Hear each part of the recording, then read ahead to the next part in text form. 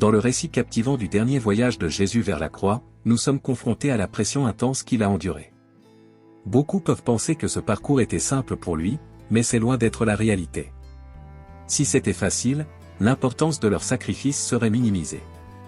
Nous voyons Jésus envahi par une profonde tristesse, au bord de la mort. Mettez-vous dans cette situation déchirante, sur le point de faire face à l'une des morts les plus douloureuses, entouré d'humiliations et d'insultes imminentes à l'approche de ceux qui voudraient vous arrêter. Le récit de Luc nous emmène de la fervente prière de Jésus à Gethsémani, où sa foi en Dieu est renouvelée, jusqu'à son tombeau. La Bible nous fait découvrir les dernières étapes d'un homme innocent qui a choisi de mourir pour les autres. Chacun des évangiles nous offre une description détaillée du temps que Jésus, accompagné de ses disciples et d'autres, a passé dans le jardin de Gethsémani dans les moments cruciaux avant son arrestation. C'est une histoire de profonde douleur et d'abandon.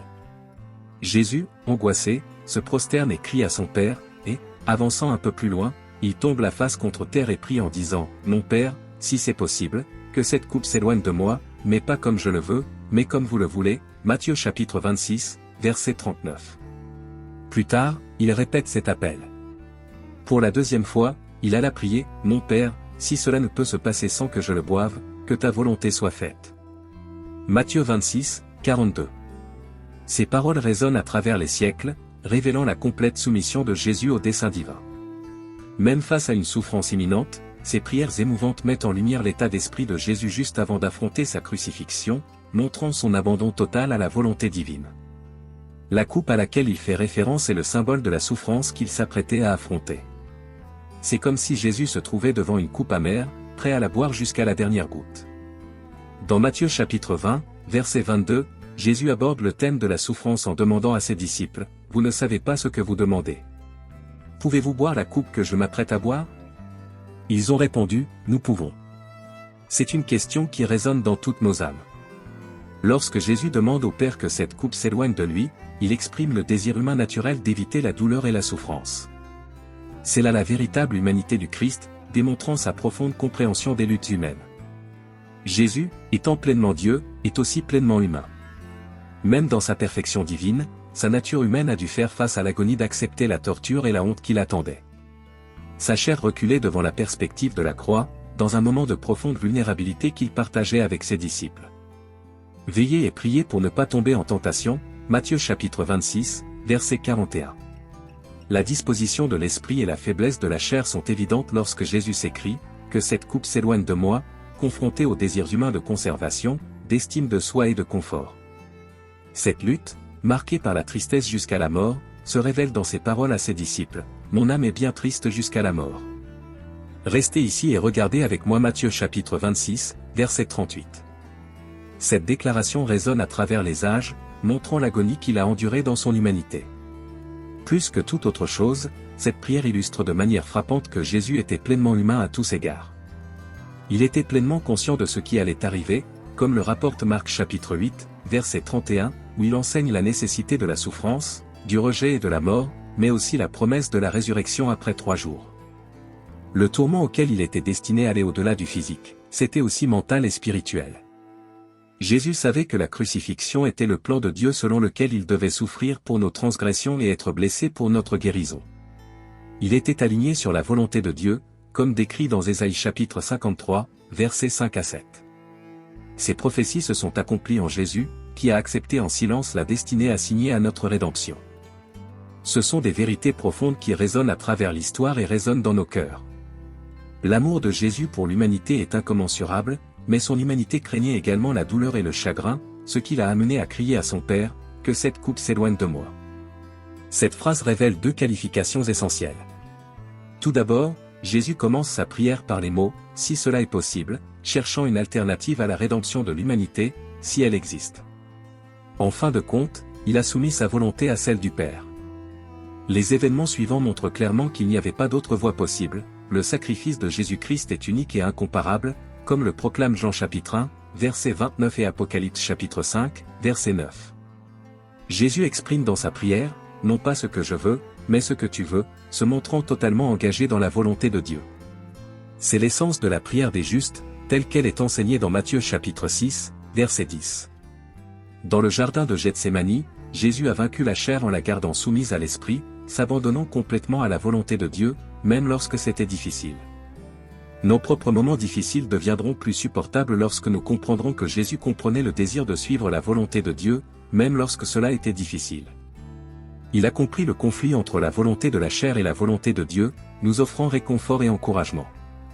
Cette bataille n'est pas un péché, mais plutôt une partie naturelle de l'expérience humaine, démontrant que la véritable victoire réside dans la soumission à la volonté divine. Notre Rédempteur, Jésus-Christ, a pleinement assumé la nature humaine dans tous ses aspects, comme le rappelle Hébreux chapitre 2, verset 17, il est essentiel qu'il devienne comme nous, ses frères en humanité, pour comprendre pleinement nos luttes et nos besoins. Il est devenu un grand prêtre miséricordieux et fidèle, capable d'expier les péchés du peuple, de purifier les péchés et d'assurer la réconciliation entre Dieu et l'humanité. Jésus est venu avec une mission claire, rechercher et sauver les perdus, accomplissant cette mission même si cela impliquait de boire la coupe de la souffrance jusqu'à la dernière goutte.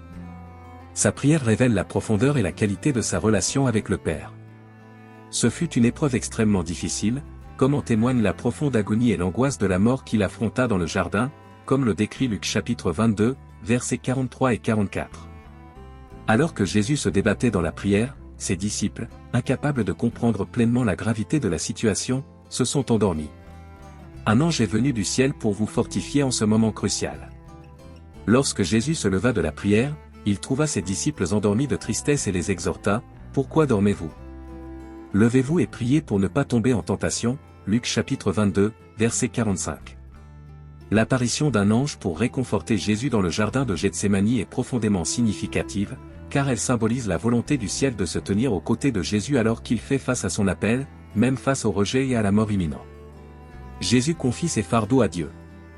Il s'agit d'un portrait profondément humain de Jésus confronté à toute une gamme d'émotions alors qu'il fait face à sa propre mort. Luc, en décrivant Jésus de cette manière, ne diminue pas sa divinité. Il nous montre un Jésus capable de s'identifier à nos faiblesses et à nos traumatismes, comme le dit Hébreux chapitre 4, verset 15. Ces versets révèlent le caractère de Jésus et nous montrent comment affronter les grandes épreuves de la vie que Dieu nous envoie. Il nous présente un homme qui fait entièrement confiance à Dieu et est déterminé à faire sa volonté, même face aux circonstances les plus difficiles. C'est une source d'encouragement et d'inspiration pour nous tous, montrant que comme Jésus, nous pouvons faire confiance à Dieu au milieu de l'adversité et rester fermes dans sa volonté.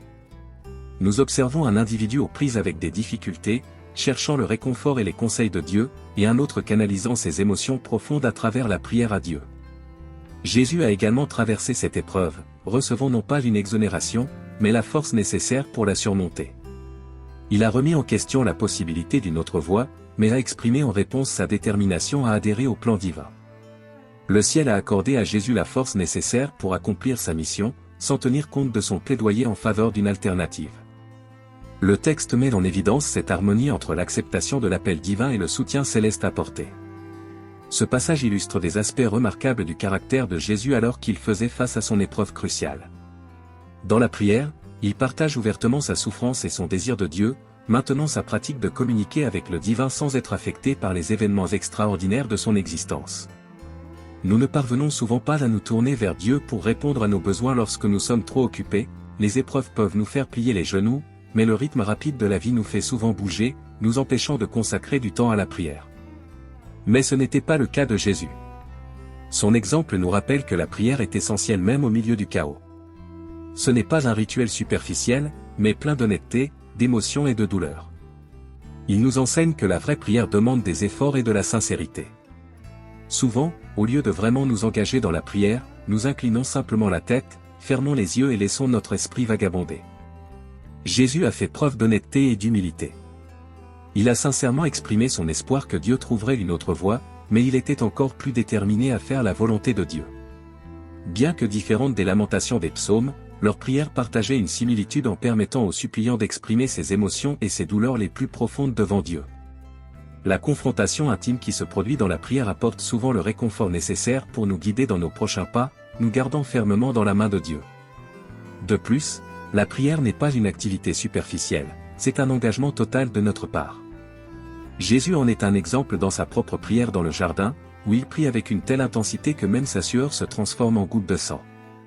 Il est intéressant de noter que Lucas, en tant que médecin, évoque cette maladie rare appelée hématidrose. Ce phénomène se produit lorsqu'une personne est soumise à un stress important et que les capillaires des canaux des glandes sudoripares se rompent, permettant au sang de se mélanger à la sueur.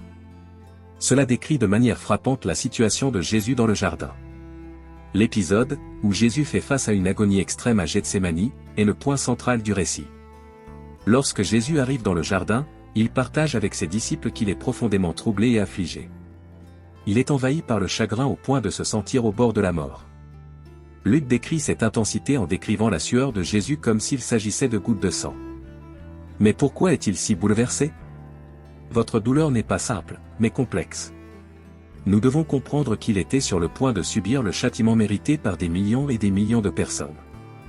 Le poids du péché de l'humanité. Dans le jardin, l'humanité de Jésus se révèle pleinement.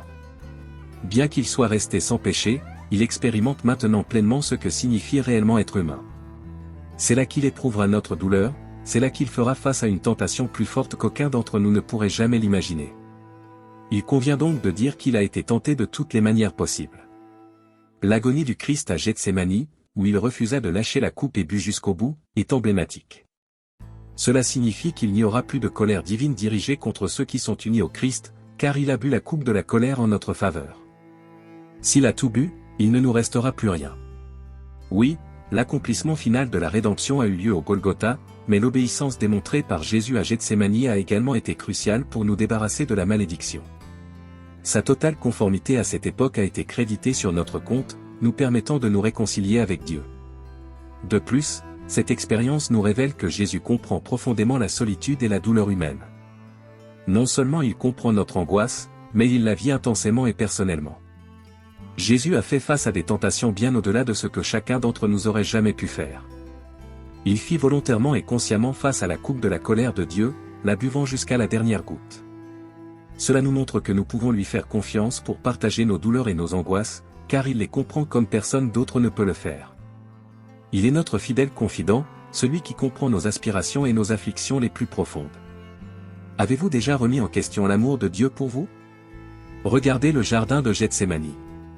Là, vous voyez le Fils de Dieu transpirer comme des gouttes de sang, ou peut-être de la sueur mêlée de sang. Vous voyez sa détermination non seulement à obéir au Père, mais à obéir au Père pour la rédemption de l'humanité. Il a bu à la coupe en ton nom. Ne cherchez pas plus loin que le silence du Père. Il n'y avait pas d'autre moyen de racheter l'humanité, car la colère divine se déverserait sur son Fils. Si vous avez été béni par ce message, veuillez taper le mot « Amen » dans la section commentaires ci-dessous. Je déclare que toutes les bénédictions sont maintenant sur vous, au nom de Jésus.